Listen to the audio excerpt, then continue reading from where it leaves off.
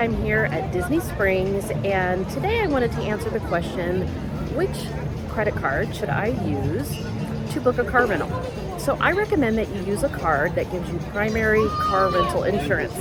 And what that means is the card will take care of anything that happens. Their insurance will take care of it before it has to go to your auto insurance.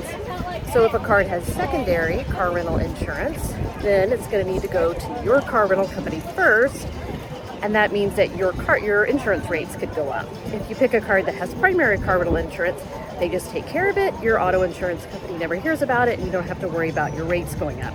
So the two cards that we really like inside of my program are Chase Sapphire Preferred and Chase Sapphire Reserve.